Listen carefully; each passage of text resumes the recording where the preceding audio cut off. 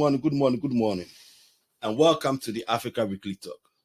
Today's subject on the docket is Brics, the acronym term coined by economist Jim O'Neill in reference to Brazil, Russia, India, China, and South Africa.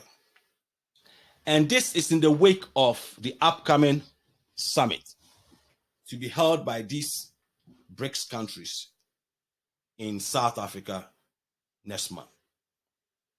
And out of this upcoming summit, there's also been a lot of buzz and hoopla about the upcoming agenda of this summit, which some people are talking about Brics currency. The Brics currency which they are supposed to propose at this summit. But the CFO of the New Development Bank, which is also happens to be the Brics Bank, shut that down by saying that there are no plans for a Brics currency to compete with the US dollar. As some people have been claiming, the de-dollarization of the US dollar as the world's reserve currency and the world's number one foreign currency. And I've encountered a lot of people quite recently asking a lot of questions about this Brics currency and all that stuff. And this thing goes back some years, around 2017, when a Brics analytics guy founder by the name of Jaroslav Lisovolik, when he started writing about having a common currency with this Brics economic zone.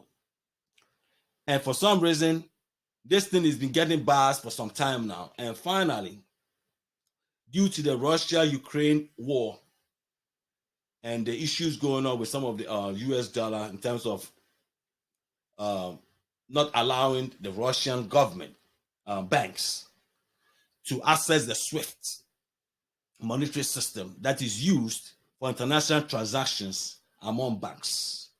So this Brics currency started getting more traction within the Brics economic system. But even if you look at these Brics countries, they've already started trading in their local currencies. Like you have Russia and India trading in the yuan or the Chinese currency.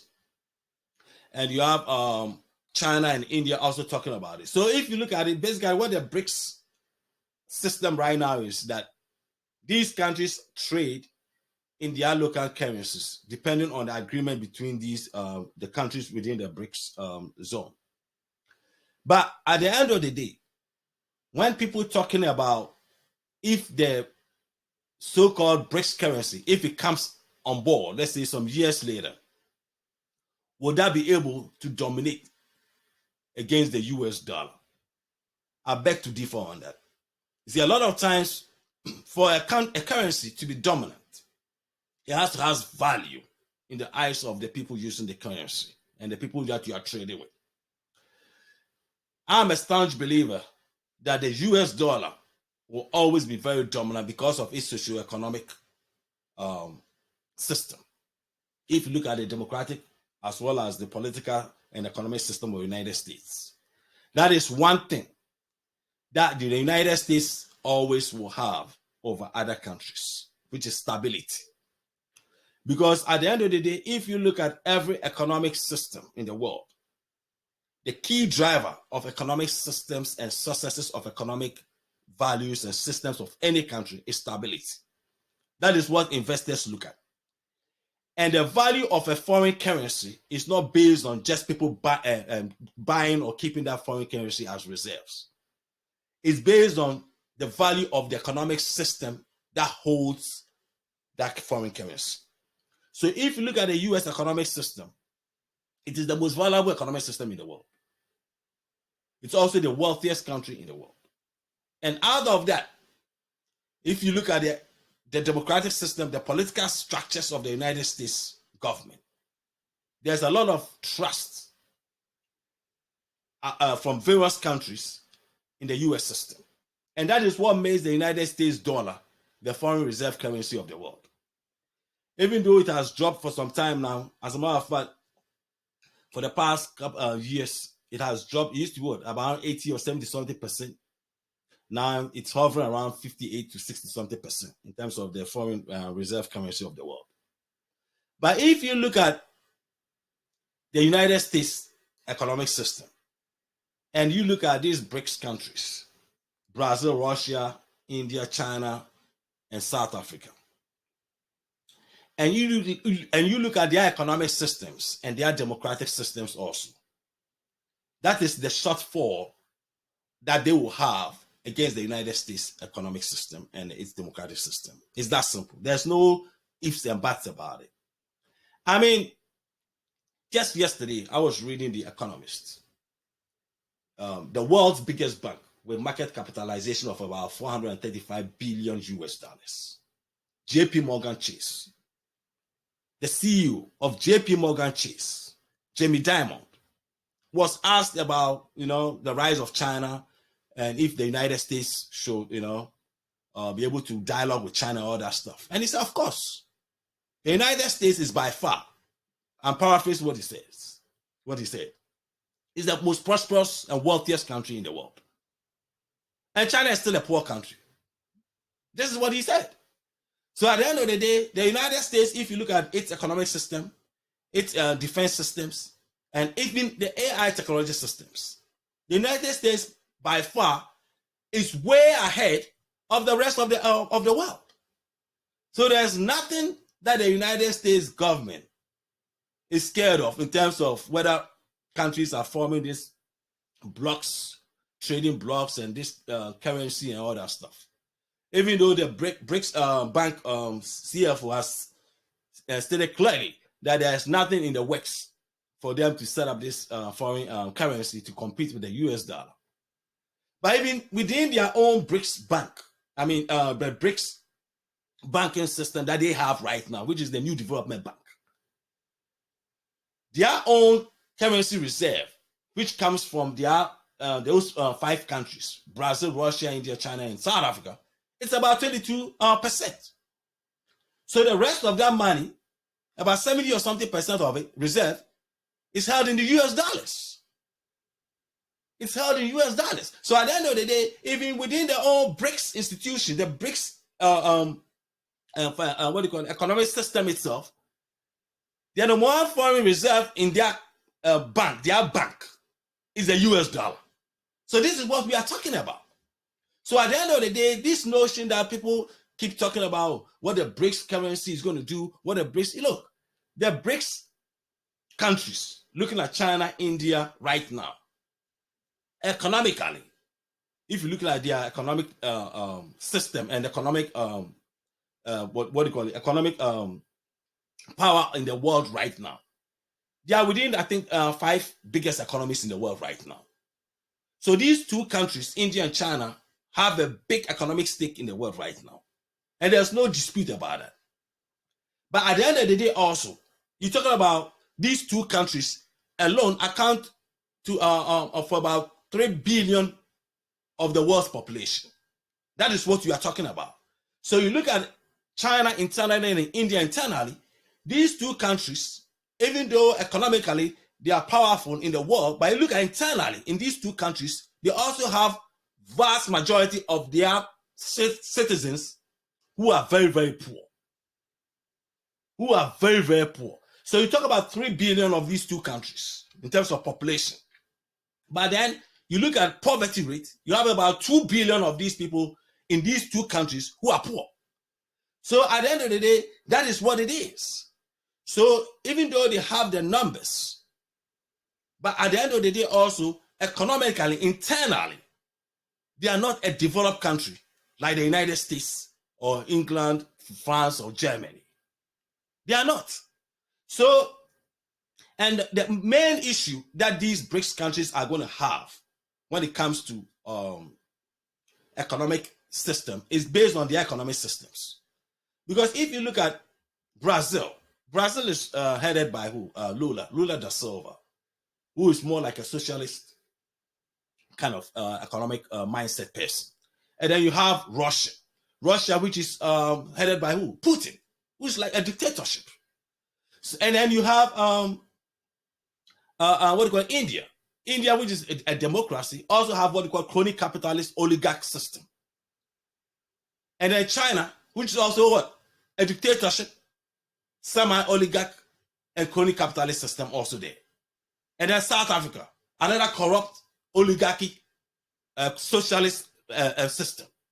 So if you look at the economic systems of these BRICS countries, that alone by itself will tell you that even if the BRICS should come up with a currency right now, even if they should come up with a currency right now, even their own citizens in their various countries would rather prefer to have the US dollar as their reserve currency than their own currency. Because at the end of the day, based on their economic system and political systems alone, by itself, it's going to devalue their currency. Because when you're dealing with the international trading, what makes a currency so viable and valuable in terms of being used as a reserve currency, it's not based on just because it's a big country with numbers. It's based on value.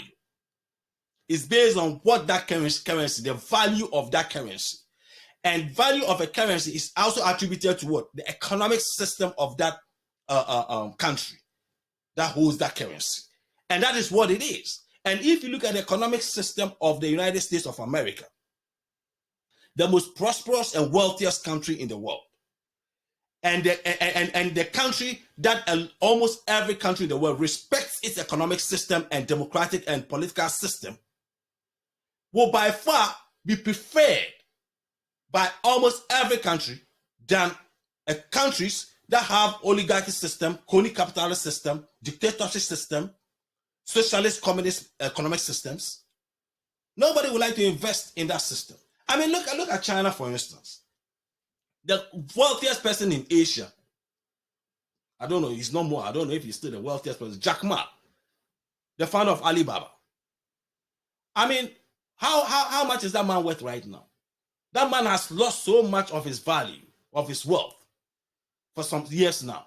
So if you look at a person like Alibaba, and you ask him if right now, whether he's going to invest his money in China or the United States of America, there's no brainer. He will tell you, yes, I can make money in China, but at the end of the day also, when it comes to preserving my value, my wealth, the best place to preserve that is in the United States of America. Because of the Chinese political system, that communist system, which hampers growth. And it's the same system that most of these BRICS countries operating. So at the end of the day, if you look at the economic and the democratic and political systems of these BRICS countries, that is what is going to hamper their growth. And that is what has been hampering their growth. Because all of them operate in this socialist, dictatorship, communist set of economic systems and political systems.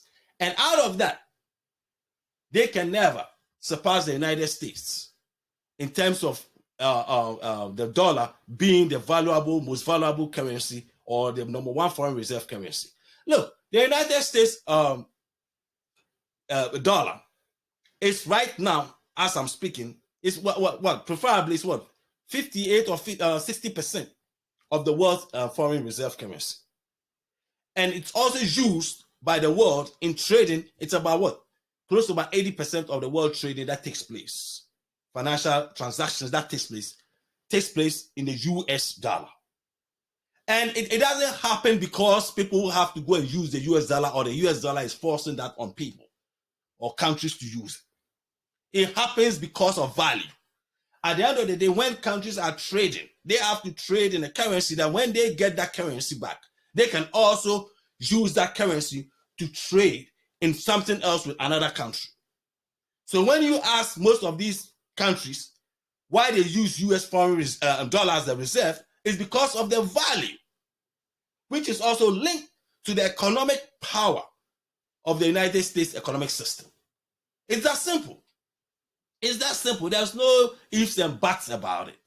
And that is why the United States economic system and has been so dominant in the world, because of its capitalist system. the idea of people able to invest in the system without government interference. That is key to it. I mean, quite recently, we all saw the COVID-19. Up to this day, the Chinese government and the Chinese investors in China are having difficulty coming out of the COVID downfall of the economic systems. And even you have a former, foreign exchange, the boss of the Hong Kong Foreign Exchange, Li Ziujia, or whatever it is, Li Ziujia, talking about how the Chinese businesses need foreign capital infusion into the Chinese economy now. And this is coming from the former boss of the Hong Kong Foreign Exchange, for Hong Kong, stock market. So this tells you clearly exactly why the US dollar and the foreign investors coming from the West, even considering China right now, is important to the Chinese economy right now. You know, I mean, so yes, I mean, the Brics system is good. It's good for these Brics countries to be able to use their local currencies to trade among themselves, if thereby helping them build their countries, individual countries, and helping them develop their individual countries. It's a good thing for them, because at the end of the day, it saves a lot in terms of using the US dollar and all those things, which is good. There's nothing wrong with that. But in terms of if that Brics currency should come about, which I don't know, and which I don't think is going to be anytime soon, if that will de-dollarize the US dollar as the most dominant currency, as well as the #1 world foreign reserve, I doubt it. I doubt it because of exactly what I just talked about in terms of the economic systems. That is totally different. And the political system. Because at the end of the day, political system, economic system go together. Because if you have a democratic political system, it also helps with free market economic system. But if you have an autocratic communist political system, it also hampers free market economic development, period. Because if you have government involvement in the market system, it drives away foreign investment. And that is what most of these BRIC countries have. Their system of governance, their political system tend to be either communist, socialist, or their market system driven by the government. And out of that, that hampers economic growth, and that drives away foreign investments. I mean, like I stated earlier, I mean, look at the foreign investments that the Chinese government country have lost since the COVID. Most of US companies are now moving back from China because of the situation that the COVID created in most of these Western countries in terms of shortages of goods and services and products and all that stuff. So now they've realized that, look, we cannot rely on having one country as the main source of our goods for our industries and consumers and all that stuff. So now a lot of them have started setting up factories in other parts of Asia. Vietnam has picked up a lot of these industries. And some have even moved back to the United States. Considering the cost of logistics and everything, they are now moving back to the United States and so on and so forth. So all those factors, plus their political systems, also contributes to value of a currency. So at the end of the day, if the BRICS countries are going to be very viable in the world economy, then they also have to have very viable free market, political, democratic systems of governance in their various countries. But other than that, a lot of countries, even autocratic governments in the world, prefer the US dollar because of the value of the US dollar, and they believe in the American system. I mean, the #1 holder of US debt, which is the US bonds and treasury bills and those, this was China. I mean, why does the Chinese buy US bills and bonds and they are the #1 holder of it? Because they believe in the American system. So if you talk about the Chinese themselves investing in the American economic system and holding US dollars as their reserve, then that tells you right there That tells you right there that no matter what the BRICS countries do in terms of whether they are going to have a one common currency or not, yes, that common currency can be used within trading, in-house trading among these BRICS countries, which will be good for them. But outside of that, the US dollar will still be the dominant reserve currency. It might lose some powers in terms of how much what the world will hold as US reserve currency. Definitely is going to lose something there. But at the end of the day, it will still be the number one preferred foreign reserve currency in the world. The US dollar will always be the number one foreign preferred currency in the world, just because of the economic system of America as well as its political system. The stability that the American dollar gives the world. That is what makes the US dollar the number one foreign reserve currency. And that is it. It's not because of anything, but because of that. Because people believe in the American system. They believe in the American democratic, political, as well as the economic system. And out of that, that is why it keeps the US dollar as the most valuable currency to hold as a reserve currency. Because at the end of the day, you don't want to hold a reserve currency that in 10, 15 years, you don't know what is going to happen in these countries in terms of political stability and economic stability and all that stuff. But when you look around the world, there's one country that you can always count on, that regardless of what happens, your investment will be there safe and sound. And that is the United States of America. So that is why the United States of America's dollar will always be the number one foreign reserve currency of the world. Thank you, fellows.